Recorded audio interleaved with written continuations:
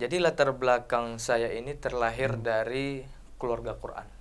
Keluarga Quran. Artinya ibu saya pengajar Quran, Masya Allah. terlebih lagi ayah saya pengajar Quran. Oh ya. Ibarat kata pantun, anak dara memegang ulat. Cakep. Memegang ulat di dahan kayu. Sedap. Jangan tinggalkan hukum syariat. Sedap. Karena itu bagian adat budaya Melayu. Masya Allah. Huwallazi arsala rasulahu bil huda wa dinil haqq.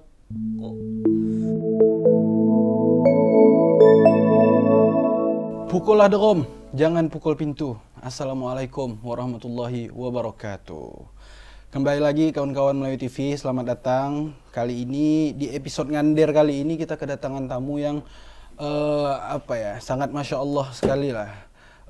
Menyadarkan saya betapa pentingnya nikmat iman itu, ya kan, untuk selalu bertakwa kepada Allah Subhanahu Wa Taala. Nah, kali ini di episode Ngander ini kita dengan seorang anak muda, ya, anak Melayu juga tentunya, dan sangat inspiratif dan memotivasi kaula-kaula muda, ya kan, untuk selalu bertakwa kepada Allah Subhanahu Wa Taala. Siapakah beliau? Di sini udah ada dengan kita Bang Farhan Muhammadi. Baik. Nah, beliau ini teman-teman adalah Qori ya Bang ya, Qori internasional. Nah, jadi kali ini kita akan ngander-ngander dan bincang-bincang lah nih Bang dengan Abang. Kita kulik-kulik dulu nih kayak gimana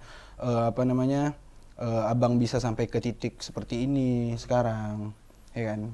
Sampai bisa kalau nggak salah juara 1 MTQ internasional di Maroko ya. Betul. Nah, itu sangat-sangat ini nih Bang, inspirasional, inspiratif. Jadi ingin kita kulik-kulik lah supaya teman-teman juga dapat ilmunya, ya kan, dapat berkahnya segala macam. Oke, gimana nih Bang Farhan, sehat? Alhamdulillah, bak kata orang Melayu, menjala ikan di malam hari. Mantap. Bertemu biawak, ngeri sekali. Hey. Alhamdulillah dapat juga kita bertemu hari ini. Alhamdulillah. Alhamdulillah Pak, sehat sekali. Sehat sekali ya. Sehat sekali. Segar dan Iya. saya sebagai laki-laki ya mengakui kalau Abang nih ganteng. Wah. Apalagi anak-anak muda wanita ya, pasti Aduh. sangat digandrungi ya Bang. Jomblo sih Bang? Oh, sudah menikah. Sudah Alhamdulillah. menikah. Aduh, Alhamdulillah, penonton sudah kecewa nih pasti.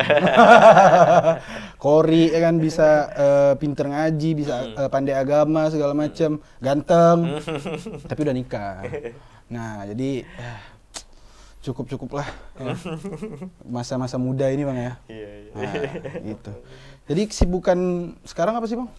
Alhamdulillah Lagi saat sibuk? ini saya aktif dalam mengajar tahsin dan tilawah di Universitas Perguruan Tinggi Ilmu Al-Quran. Kebetulan Masya kita satu alma mater. Oh iya, siap Bang. Jadi keseharian saya mengajar di Universitas PTIQ. Oh, ngajar ngaji itu Bang? Ngajar ngaji, ngajar perkara makomat Quran bagaimana, Oke. tahsinul Quran itu bagaimana. Oke. Jadi seputar itulah hari-hari saya, seputar Quran juga. Berarti memang mendedikasikan diri untuk Al-Quran lah ya. Insya Allah, Ya, untuk mudah-mudahan umat. istiqomah. Amin. Insya Allah istiqomah lah. Amin. Jadi kapan-kapan saya juga bisa berguru lah dengan Abang. Insya Allah, mampir aja ke rumah. Siap. Nah gitu Bang. Jadi memang sehari-hari sebagai pengajar aja lah ya. Sebagai pengajar. Tapi itu kan di universitas ya. Itu bukan jatuhnya bukan dosen gitu Bang. Karena kita masih terbatas masalah, saya kan masih S1. Kebetulan persyaratan dosen itu harus S2. Jadi Oke. saya diibaratkan ini dosen pendamping lah. Dosen Atau, pendamping ya. asisten dosen. Asdos. Asdos. Ya. Tapi mungkin kedepannya itu bakal jadi dosen nggak Bang? Ada nggak cita-cita? Cita-cita Atau saya keinginan? pengajar lah gitu ya. Pengajar. Baik itu dosen, baik itu guru, itu Allah alam bisawab. Yang Ya, penting saya itu- mengajar istiqomah insyaallah. Itu kan gelar-gelar yang diberikan orang aja lah ya. Nah, Yang penting benar. kita kan Iya. pengajar. Iya. Apa sih bahasa Arabnya mu'alim gitu-gitu Mu'allim, ya. Ya, ya. orang-orang yang mengajarkan ilmu ya. Ya, Itu yang paling ustadz penting lah ya ya. kan. Heeh. Karena sebaik-baik orang adalah yang bermanfaat bagi Orang lain. orang lain. Nah, lupa saya itu Khairun nas Khairun nas anfa'uhum anfa'uhum linnas. linnas. Ih, mantap sekali. Nah, Iya. jadi Abang kan Qori juga nih. Nah, saya penasaran nih Bang, mengapa sih Abang mau atau bisa sampai sekarang jadi kori itu? Apakah memang dari kecil itu didorong untuk ke situ atau memang ada keinginan pribadi gitu? Iya.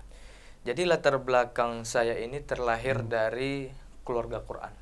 Keluarga Quran. Artinya ibu saya pengajar Quran, terlebih lagi ayah saya pengajar Quran. Oh ya.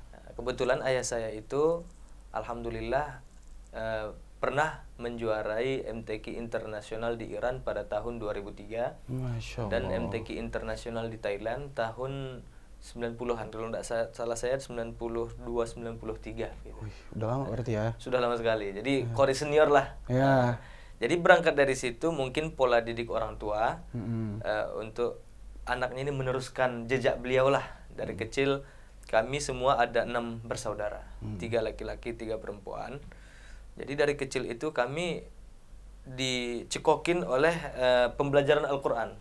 Sampai kami itu kalau kata orang sekarang itu bisa melanggar HAM, padahal tidak. Artinya ketika kita malas ngaji, kita dimarahin, kita dipukul, harus ngaji, harus ngaji. Ketika ngaji salah, kita ditegur dengan keras. Jadi hasilnya apa? Hasilnya kita bisa seperti sekarang ini. Iya gitu. benar. Ya.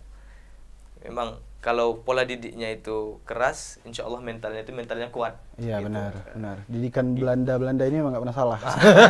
militer nih. Iya. Ngaji kalau nggak pukul. Tapi itu menarik tuh Bang. Maksudnya berarti itu memang dorongan dari orang tua ya. Tapi itu nggak membuat Abang merasa terpaksa gitu? Oh enggak. Kebetulan karena orang tua kesehariannya sering melantunkan Al-Quran, kemudian menyetel lagu, bukan lagu-lagu Indonesia atau lagu-lagu ini, tapi lagu-lagu makomat Quran, bagaimana cara mengaji, sehingga sampai satu ketika kami kecil-kecil itu usia 5-6 tahun itu, ketika ayah diundang untuk mengaji di masjid-masjid pada acara peringatan Hari Besar Islam, kami selalu ikut. Kemanapun ayah pergi, kami senantiasa ikut jejaknya. Jadi sampai tertidur pun pernah ayah saya lagi ngaji di hadapan para jamaah, saya tidur di pangkuannya. Dan itu memang memori yang nggak bisa saya lupakan. Nah, itu memorinya itu memang luar biasa. Itulah memotivasi saya untuk rajinnya berlatih membaca Al-Quran ini. Jadi kayak ada semacam core memory gitu ya, dari kecil memang lekat dengan Al-Quran, lekat dengan ayah juga, ya kan. Jadi memang mungkin dulu pun saya waktu kecil itu kayak disuruh ngaji itu merasa apa sih Mak, kan mau main gitu kan. Nah, rasa terpaksa ya, biasalah anak kecil yang ingin selalu main kan. Cuman lama kelamaan kita makin kesini, kita juga makin paham kalau itu tuh memang ternyata baik juga, dan itu juga bakal kita terapkan ke anak kita nanti kan, generasi berikutnya gitu kan. Dia emang dulu merasa terpaksa, sekarang merasa Insya Allah untung dipaksa gitu kan dulu kan. Coba kalau enggak gitu kan, jadi kan kita enggak jadi seperti yang sekarang gitu. Artian dipaksa itu bukan 24 jam kita harus ngaji, tidak. Iya benar. Jadi waktunya main silahkan main, waktunya ngaji silahkan ngaji. Iya gitu. benar. Jadi kalau misal mau turun main, ngaji dulu. Nggak boleh turun main kalau belum ngaji gitu. Nah, motivasi kan. Ya motivasi. Jadi memang ada take and give-nya gitu kan. Benar. Reward. Nah, gitu. Berarti memang ada inilah Bang ya, kayak faktor orang tua dari awal ya. Faktor didikan orang tua ya, dari kecil. Jadi memang tergembleng atau terdorong buat terjun di dunia kori gitu. Jadi tapi itu berarti memang dari kecil itu pesantren Bang atau gimana? Kebetulan saya ini orangnya nggak betah di pesantren. Nggak betah. Jadi ya masing-masing punya sisi lemahnya lah gitu. Ya, benar, karena saya orangnya nggak kuat terikat oleh satu keadaan. Artinya pernah satu ketika orang tua saya masukkan saya pesantren hanya bertahan 2 minggu. Setelah itu saya pulang. Saya ingin ngaji sama orang tua aja. Rasanya lebih nyaman, lebih masuk. Jadi orang tua saya pun nggak memaksakan. Tetap aja ikutin jalur pendidikan yang diharapi, yang dikehendaki. Namun ngaji nomor 1 tetap. Gitu. Tetap prioritas ya. Tetap prioritas. Berarti dari SD nggak dihitung lah ya. Maksudnya dari SMP, jenjang SMP ke SMA itu nggak pesantren? Oh nggak pesantren. Di umum? Di umum. Oh alah. Tapi bisa jadi kori seperti sekarang ya, bahkan menang di internasional di Maroko itu. Itulah. Karena bayangan saya itu Bang, orang-orang yang juara-juara MTQ, pinter-pinter ngaji gitu, bayangan saya itu memang oh ini pasti lulusan pesantren nih. Pasti apa namanya dari pesantren itu udah di godok gitu ya, udah di gitu-gituin lah sampai maksudnya sampai bisa seperti itu gitu kan. Udah diarahkan jadi terstruktur gitu. Tapi Abang ini kan dari sekolah umum ya. Berarti itu kan memang godaannya tentu lebih ini lebih apa namanya lebih besar ya kan, godaan akan duniawi ya, ya kan, godaan duniawi lebih besar tapi bisa sampai sekarang gitu. Iya, jadi kalau dibilang sekolah umum pun nggak umum-umum banget karena saya lulusan MTSN dan MAN. Jadi antara pelajaran umum dengan pelajaran agama itu simetris gitu kan, 50-50 lah, balance gitu. lah ya, balance. seimbang. Ditambah lagi ketika pulang sekolah orang tua tuh sudah menyiapkan mendatangkan guru tahfidz, guru nahwu sharaf, dan sebagainya begitu. Oh dari kecil belajar bahasa Arab berarti? Nah belajar bahasa Arab ya kecil-kecilan lah gitu ya. Jangan sampai buta banget lah bahasa Arab gitu kan. Naam. Ana faham. Faham tuh.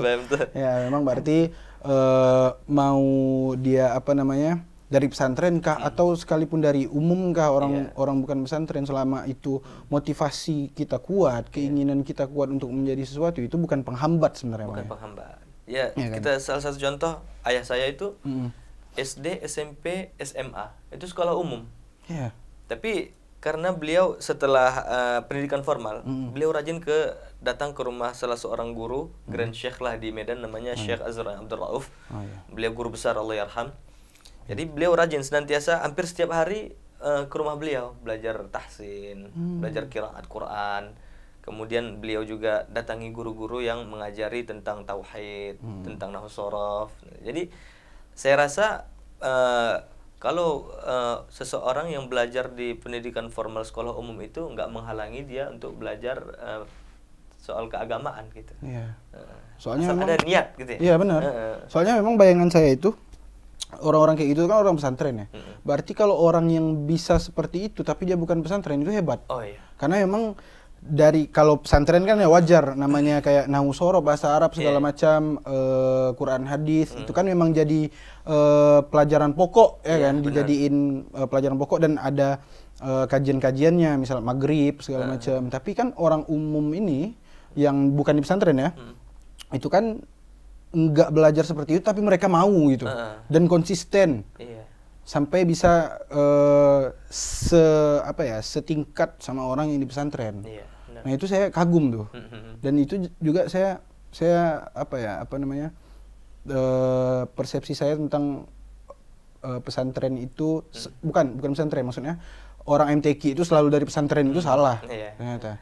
Karena memang orang luar pun selama keinginannya kuat ya bisa lah kayak abang inilah contohnya ya. Wah, itu motivasi lah buat saya pribadi dan buat teman-teman ya. Jadi dimanapun kita selama keinginan kita kuat kita bisa jadi apa aja. Benar. Ya kan bang? Iya benar. Nah itu oke. Nah itu kan udah bahas masa lalu lah, flashback segala macam, gimana bang prosesnya. Nah kalau menjadi kori itu sendiri, itu kori itu yang ada ngaji tapi ada lagu-lagunya ya kan bang? Namanya makomat. Makomat. Oh. Nah itu kayak gimana itu bang belajarnya? Kalau umum bisa gak sih belajar? Bisa, sangat bisa, sangat bisa. Jadi yang pertama untuk mempelajari makomat ini harus yang pertama teori. Teori ya. Nah, di teori ini, jadi makomat ini ada 7 lagu. Ada 7 namanya lagu. Bayati, Hijaz, Nahwan, Ras, Shika, Jiharka, Soba. Masya Allah. Jadi di antara 7 lagu ini kenapa kita harus tahu teorinya? Karena kalau kita untuk membedakan lagu-lagu ini, misalnya ada seorang qori membaca Quran, ini lagu apa? Ini lagu Nahwan misalnya. Ini lagu Bayati. Ya. Jadi teorinya itu kita harus tahu dulu. Oh, berarti emang setiap 7 lagu itu beda-beda ya? Beda-beda. Beda-beda bunyinya.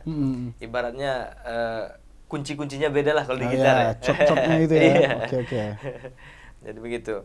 Kemudian untuk berlatih itu harus berkesinambungan. Jadi supaya terlahir kori-kori yang berprofesional, profesional lah, profesionalitas lah dalam berlatih gitu. Kalau mau menjadi kori gitu kan. Di samping itu kita juga menjaga pola tidur, pola makan. Iya, karena saya lihat orang-orang kori itu napasnya pasti panjang-panjang gitu. Iya. Jadi nafas panjang tuh pengaruh dari latihan. Iya sih. Perang berlatih lah gitu. Jadi memang harus menguasai teori dulu, pasti dengan diiringi dengan praktek ya. Karena teori tanpa praktek pun nggak bakal bisa jadi apa-apa ya kan. Iya. Nah, itu lama nggak sih Bang buat belajar kayak gitu tuh? Kalau untuk orang awam mungkin sebulan beres lah. Sebulan beres. Untuk teori dan bisa membedakan mana lagu-lagu. Tapi kalau untuk profesional itu bertahun-tahun. Ya pasti lebih kecil juga ya. Iya. Pertama, saya memang kenapa bisa baca Quran dengan makomat ini dari kecil sudah disugesti ayah saya. Yang kedua, dari kecil juga sudah diikutkan lomba MTQ. Oh iya. Nah, jadi kelas 2 SD itu saya sudah ikut musabaqah. Jadi saingan saya itu kakak saya, abang saya gitu. Oh iya. Jadi jeruk makan jeruk nih. Iya. Iya, ngelawan saudara sendiri gitu ya. Ngelawan saudara sendiri. Tapi lah itu jadi pengalaman. Jadi pengalaman, betul. Nah, berarti memang harus lama dan konsisten lah ya pasti. Nah, konsisten untuk berlatih itu memang. Nah, kalau jadi ikut lomba yang abang menangkan di Maroko itu internasional itu, dari harus menang juga di nasional itu Bang? Nah iya, karena itu rekomendasi dari Kementerian Agama, siapa yang akan diberangkatkan melalui hasil-hasil MTQ nasional.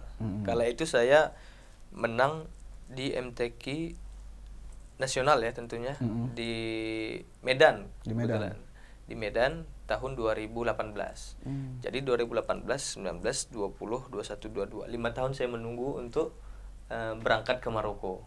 Jadi banyak daftar tunggu. Jadi setiap tahun tuh regenerasi. Setiap tahun diberangkatkan, Dan nggak hanya di Maroko, banyak di negara-negara lain kan, seperti Malaysia, kemudian Iran, Brunei, Kuwait, dan banyak negara lain lah. Dan pada saat menang itu apresiasi dari negara itu tinggi ya Bang? Oh luar biasa. Negara memberikan memberikan uang pembinaan lah gitu untuk kita sebagai peserta lah, perwakilan sudah membanggakan nama negara gitu. Dan perjalanan juga disambut meriah oleh negara gitu. Negara memberikan tiket, kemudian memberikan uang saku selama di sana. Kemudian sampai di sana kita diarahkan untuk bertemu duta besar. Kebetulan duta besarnya itu adalah uak dari teman saya, orang Medan. Oh iya. Abang orang Medan ya? Orang Medan. Saya juga punya teman itu Bang di Medan, bukan teman sih, abang. Iya. Abang-abangan lah. Dia dulu ketua komunitas mahasiswa Sumatera Utara di Jakarta. Bang Rehan Azmi, kenal Bang? Oh, kenal. Oh, kenal ya? Itu satu sekolah sama saya di Man. Oh, di Man. Kebetulan satu bangku, iya. Oh iya. Jadi kalau saya korinya, beliau seri tilawahnya. Masya Allah, cocok ya. Cocok. Berarti emang ketemu full support lah ya dari negara ya. Iya, full support dari negara di sini atau di KBRI di sana, kedutaan di sana. Benar. Full support ya. Full support. Oke. Nah, itu kan dari udah menang abang di Maroko itu. Nah, kalau nggak salah saya dengar ini sama baca-baca juga abang itu kemarin ya, itu jadi imam di Amerika. Iya, benar. Nah, itu gimana Bang prosesnya? Apakah saya ini bisa juga jadi imam di Amerika? Oh, sangat bisa sekali. Sangat bisa sekali. Nah, itu kayak gimana prosesnya atau gimana bisa Bang sampai bisa jadi imam selama Ramadan ya? Iya. Selama Ramadan di Amerika itu kayak gimana? Jadi awalnya itu berangkat dari Kementerian Agama. Jadi ada permintaan dari salah satu organisasi namanya Imam Center. Imam Center. Kepanjangannya itu Indonesian Muslim Association in America. Jadi perkumpulan orang Indonesia yang ada di Amerika ingin memanggil qori Indonesia untuk menjadi imam tarawih di sana. Jadi selama sebulan di sana diminta. Jadi diteleponlah oleh namanya senior kita, guru saya juga, namanya Abang Da Dr. Rizal Rangkuti. Oh iya. Beliau orang alim, orang soleh. Masya Allah. Jadi beliau menawarkan kepada saya, Hmm. Adinda gimana, mau nggak imam di Amerika? Hitung-hitung itu apalah pengalaman lah gitu. Ya insya Allah Abang Da, gitu. Insya Allah siap kalau ditugaskan oleh negara gitu. Kemanapun insya Allah siap gitu. Ya alhamdulillah 3 hari sebelum Ramadan berangkat Ke Amerika ya? ke Amerika. Jadi berangkat ke Amerika, kemudian sampai di sana disambut hangat oleh masyarakat Indonesia yang ada di Amerika gitu kan. Kemudian dan hanya di sana itu ternyata saya lihat nggak hanya orang Indonesia yang ikut menjadi makmum gitu. Oh ya, orang Ada luar juga nih, kan? orang bulenya ada, orang hitamnya ada, orang Arabnya ada. Jadi masing-masing ras ada di situ. Iyalah, karena memang Amerika memiliki ini kan majemuk, gitu kan. banyak masyarakat, banyak ras segala macam. Kemudian yang saya hebatnya itu di sana itu, jadi masjidnya ini berada di tengah mayoritas komplek orang Yahudi. Jadi luar biasa gitu toleransinya gitu. Nggak ada pertikaian, nggak ada cekcok, nggak ada segala macam. Karena yang sebelum saya ke Amerika itu saya lihat beberapa informasi ada terjadi penembakan di sebuah masjid. Oh iya. Ternyata itu di New Zealand ternyata, bukan di Amerika. Saya kan harap cemas lah kan, mudah-mudahan jangan sampai terjadi gitu. Iyalah, ternyata pasti. Amerika itu negara yang aman lah gitu. Ngerasa kita pun nggak ngerasa terancam juga kan. Terlindungin lah. Terlindungi. Gitu. Ya. Jadi itu jadi pengalaman yang luar biasa lah Bang ya. Pengalaman luar biasa. Karena kita merasakan terawih di negeri orang lah. Gitu. Dan Abang yang mimpin gitu. Dan Abang jadi imam. Nah itu sangat-sangat. Nggak hanya imam. Jadi kita ngajarin tahsin juga. Sekalian jadi guru lah ya. Makomat, iya, sekalian jadi guru. Masya Allah, berarti bermanfaat banget lah. Bermanfaat. Ya. Bukan cuma di Indonesia tapi bagi orang bule juga. Ya. Nah gitu. Oke. Terus gini Bang, kalau ngelihat Abang ini kan anak Melayu itu, saya tuh jadi keinget perkataan Buya Hamka. Melayu kalau tanpa Islam itu hilanglah me-nya, sisa layu aja. Nah itu jadi Melayu itu kan lekat ya dengan Islam ya kan. Jadi saya mau tahu nih Bang pandangan Abang tentang apa namanya tentang Melayu dan kemelayuan Abang lah gitu. Apa yang Abang rasa gitu? Jadi kalau masalah kemelayuan diri itu ya saya rasa ibarat kata pantun, anak dara memegang ulat. Cakep. Memegang ulat di dahan kayu. Sedap. Jangan tinggalkan hukum syariat. Sedap. Karena itu bagian adat budaya Melayu. Masya Allah. Jadi Melayu itu sangat berkaitan dengan Islam lah. Ya, gitu. Lekat dengan Islam. Jadi menurut saya kemelayuan saya itu sudah saya aplikasikan dalam kehidupan saya bersyariat, dalam kehidupan saya ibadah, gitu. Jadi adanya darah Melayu di diri saya itu membatasi saya untuk tidak berbuat hal-hal yang sedemikian rupa maksiat lah, begitu. Jadi mungkin maksiat tipis-tipis ada kali, gitu kan. Namanya manusia. Namanya manusia. Kalau lepas dari dosa yang khilaf segala macam. Tapi saya merasa saya ini anak Melayu. Melayu itu harus berpegang dengan syariat. Jadi harus kontrol emosional, kontrol diri, jangan sampai melenceng dari syariat, begitu. Iya, berarti itu arti kemelayuan dari diri Bang Farhan. Ya, benar. Nah, oke. Jadi, tapi kan kadang Bang, ini kita agak geser sedikit lah ya mungkin. Kadang orang ini kan membentur-benturkan satu suku dengan suku lainnya, atau waktu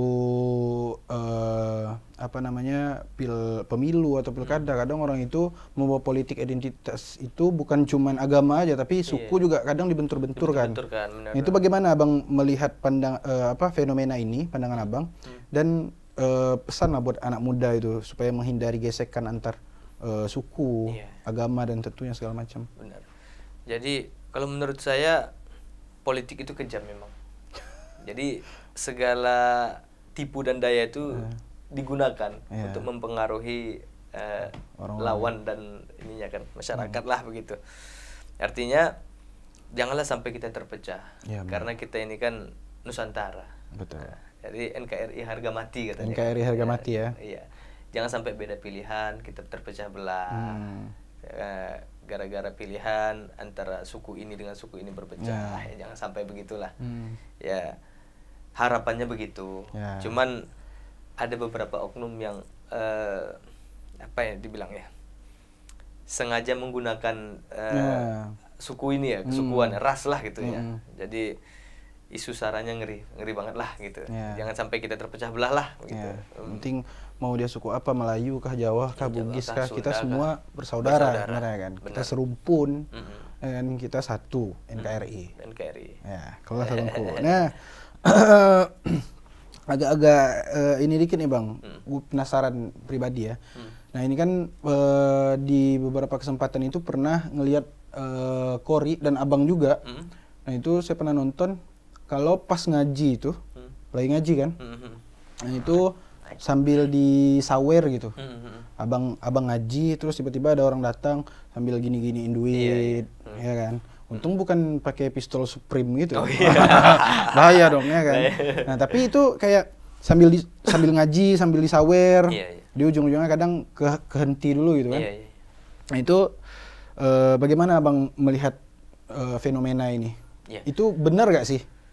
Saya sebagai orang awam itu masih kayak nggak ngerti tuh itu tuh benar atau enggak ngaji sambil disawer gitu. Jadi semula begini awalnya. Tahadus bin Ni'mah, saya sering diundang pernah lah diundang ke beberapa negara seperti Bangladesh dan India. Jadi tradisi sawer menyawer itu dimulai dari negara Pakistan. Jadi mereka tuh karena takzimnya luar biasanya baca Quran itu, apa yang beliau ada keserahkan semua gitu. Jadi dengan rasa syukurnya mendengar ayat Quran itu, beliau memberikan segala hartanya yang ada di dirinya saat itu ya. Jadi fenomena ini sebenarnya diadopsi lah oleh masyarakat yang ada di Indonesia di beberapa daerah menyawer-nyawer begitu. Jadi menurut saya sebenarnya kurang etis lah, kurang sopan lah begitu. Jadi karena kita ambil dari ayat Quran, fa idza quri'al Qur'an fastami'u lahu wa ansitu la'allakum turhamun. Kita mendengar Quran itu disuruh diam, menghayati supaya kita dapat rahmat lah gitu. Bukan dengan nyawer-nyawer segala. Cuman itu kan nggak bisa kita bendung, nggak bisa kita kontrol juga. Nggak bisa kita kontrol, karena itu juga bukan keinginan kita, tapi keinginan mereka. Jadi mereka juga mungkin mengadopsi dari Pakistan. Wah, orang Pakistan begini. Jadi orang Indonesia tuh nggak mau kalah. Kita harus sama gitu. Kita negara Muslim terbesar. Kita harus sama seperti harus mereka juga pelayanannya. gitu, Jadi itu bukan kehendak kita sebagai Qori. Kita pun sebenarnya malulah. Ibaratnya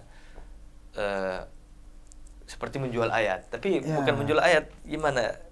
Kita juga gimana bertolak belakang lah gitu. Benar. Cuman kalau kita ngaji, kayak nggak mungkin kita jotos gitu kan.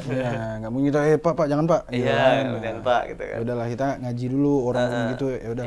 Cuman saya ngerasa juga itu agak kurang etis ya, seperti yang bilang ya. Kurang sopan. Dan memang kalaupun asasnya tadi kita mendengar Quran itu kita ingin memberikan semua yang kita punya kan, bisa memberikan setelah membaca Quran ya kan, baru kita kasih gitu kan. Itu lebih beradab lah. Lebih beradab daripada ada orang ngaji tup gitu. Iya. Ya kan agak kayak main kartu remi gitu. Iya. Jadi saya juga sebagai orang awam yang lihatnya kayak apa saya yang kurang ilmunya sehingga nggak tahu, makanya saya ingin memastikan itu ke Abang karena emang kurang enak dilihat aja gitu kan. Kurang etis lah gitu ya. Karena yang dibaca ini kalam Tuhan. Jadi ibarat kata guru kita namanya Dr. Ahsin, kalau kalian ingin bercakap-cakap dengan Tuhan, bacalah Quran. Nah, ini kita lagi bercakap dengan Quran, tiba-tiba ada orang nyawer gitu kan. Agak gimana gitu. Tapi kita pun sebagai Qori pun Abang nggak bisa ngontrol. Nggak bisa ngontrol. Mau gimana kan? Apalagi Abang fokus sampai matanya merem gitu kan, pejam kan. harus tetap fokus Tetap ya kan? fokus. Iya. Jadi pertanyaan selanjutnya nyambung nih Bang, yang saya agak penasaran ini. Apakah qori itu atau orang yang baca Al-Quran itu bisa disebut profesi gitu Bang? Jadi dia dipanggil buat baca Quran, dia dipanggil buat ngisi apa namanya, melantunkan ayat suci Al-Quran, kemudian dibayar. Nah itu, apakah itu menjadi sebuah profesi atau gimana Bang anggapnya? Jadi qori ini sama seperti pendakwah. Oke. Kalau menurut Bang Rio gimana? Pendakwah itu profesi apa bukan? Pendakwah, ustadz-ustadz gitu ya. Melihat fenomena sekarang di Indonesia itu udah masuk profesi sih. Profesi ya. Iya. Karena dibilang profesi itu kan pekerjaan yang membutuhkan skill, membutuhkan tenaga, kemudian apa ya? Bisa juga dikatakan sebagai profesi, cuman bukan profesi tetap. Iya. Nah, jadi ada kerjaan lain. Artinya apa? Makanya saya mengajar Quran. Mengajar Quran itu sebagai profesi saya, mengajarkan ayat per ayat kepada murid gitu. Ya itu sebagai profesi saya. Adapun kita diundang untuk membacakan Al-Quran, nah itu ladang dakwah aja. Jadi profesi yang non formal lah. Makanya saya juga kadang dengar dari orang itu, kenapa orang ini diundang ngaji gini-gini, bukankah itu kayak jual ayat katanya. Kan saya juga agak gimana gitu ya, tapi kan itu mereka pekerjaan yang membutuhkan skill segala macam, dan orang juga butuh jasa-jasa seperti itu, nggak semua orang bisa ya kan. Jadi nggak bisa juga dibilang hal-hal kayak gitu tuh ngejual ayat gitu ya. Jadi bagi kami para qori ini memang sangat anti dengan perkataan orang jual ayat, mengatakan kami ini jual ayat. Kenapa? Karena menurut kami orang yang jual ayat itu bukan orang baca Quran ngaji gitu. Ngaji baca Quran dapat duit nggak begitu gitu. Jadi orang yang jual ayat itu menurut kami nih orang yang suka mematok-matokin harga. Jadi saya mau ke sana kalau dibayar sekian puluh juta. Sekian puluh juta. Itu kan berbahaya. Udah ada red card-nya gitu ya. Seperti kalau artis itu kan begitu kan. Harus penyanyi ya wajar kan. Berarti orang-orang yang menetapkan harga itulah yang abang anggap kayak gitu ya. Itu seperti menjual ayat. Tapi ya kembali lagi itu prinsip masing-masing orang lah. Jadi kita nggak bisa menyalahkan mereka, ya perspektif mereka begitu kan. Perspektif kita berbeda dengan mereka gitu. Yang penting kita tetap saja dengan prinsip diri kita ya kan. Benar. Teguh buat bermanfaat bagi umat. Terlepas dari ada dikasihnya atau enggak, itu bonus lah ya, rezeki dari Allah ya kan gitu. Oke, paham sekarang. Makasih lah Bang udah apa namanya? Mencerahkan kami, mencerahkan saya pribadi, mencerahkan teman-teman Melayu TV juga, dan Abang sebagai generasi Melayu juga kan. Iya, benar. Nah, alangkah baiknya mungkin kita tutup bincang-bincang ini dengan mendengarkan lantunan dari Abang nih sebagai juara 1 MTQ Internasional Maroko. Kan juga pengen gitu mendengarkan siraman rohani, lantunan ayat suci Al-Quran dari Abang. Bukan cuma saya pribadi, teman-teman juga pasti penasaran ya kan.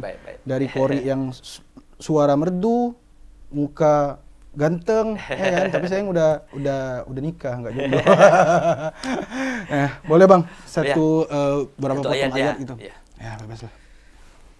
A'udzu billahi minasyaitonir rajim.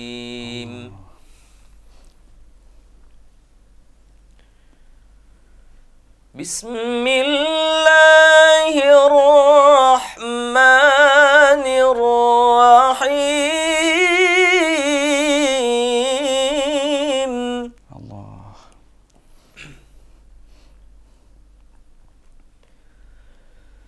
Huwallazi arsala rasulahu bil huda wa dinil haqqi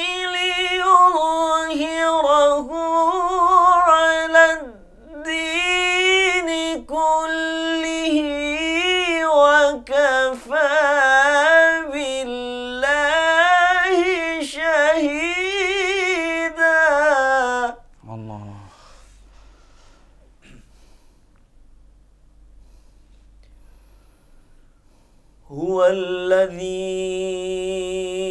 arsala rasulahu bil huda wa dinil haqq.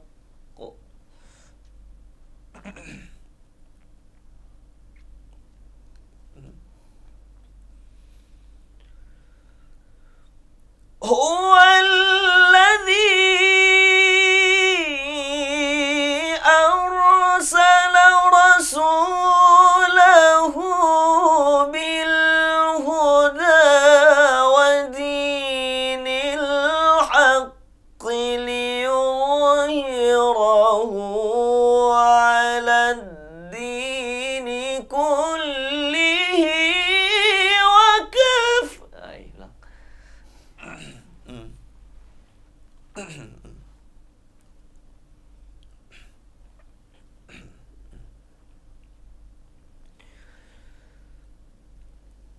هو الذي أرسل رسوله بالهدى ودين الحق ليظهره على الدين كله وكفى.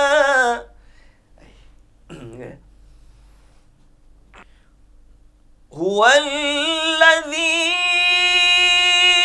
أرسل رسوله بالهدى ودين الحق ليظهره على الدين كله وكفى شهيدا. Allah, Masya Allah. Sadaqallahul azim. Allah, Masya Allah. Alhamdulillah. Abangku, Masya Allah. Masya Allah, itulah teman-teman lantunan ayat suci Al-Quran dari Bang Farhan Muhammadi, ya, juara 1 MTQ Internasional di Maroko. Itu panjang sekali sih Bang. Napas Abang. Iya ya. Karena itu bagian dari latihan. Bagian dari latihan ya. Saya kayaknya kalau disuruh-suruh baca itu nggak sampai napas saya itu. Napas dulu yang pertama itu. Pasti nggak nyampe, pasti nggak bakal sepanjang itu. Dan itu emang ya bakat dan hasil latihan yang panjang lah ya. Nggak bisa instan ya pastinya. Betul. Oke. Sekali lagi terima kasih Bang Farhan. Sama-sama. Udah main-main ke Melayu TV, udah datang di Ngander ini, ngobrol-ngobrol ya. Ngander namanya ya? Ngander. Kalau bahasa Melayu itu ngander, ngobrol-ngobrol lah. Ya, apa cakap-cakap, ya kan. Terima kasih banyak lah. Semoga lain waktu kita bisa bersilaturahmi lagi lah. Amin. Dan semoga apa yang udah Abang sampaikan di sini Insya Allah berguna juga bagi saya pribadi dan teman-teman pasti penonton Melayu TV. Dan semoga generasi Melayu makin maju lah ya Bang ya. Betul. Makin banyak nih jebolan-jebolan seperti Abang ini. Alhamdulillah. Ya kan? Tak akan Melayu hilang di bumi. Tak akan Melayu hilang di bumi. Tak akan Melayu hilang di bumi. Sekali lagi terima kasih Bang Farhan. Sama-sama. Teman-teman Melayu TV juga terima kasih yang udah menonton. Sampai jumpa di episode Ngander selanjutnya. Kurang lebih saya mohon maaf. Saya pamit. Assalamualaikum warahmatullahi wabarakatuh. Waalaikumsalam warahmatullahi wabarakatuh.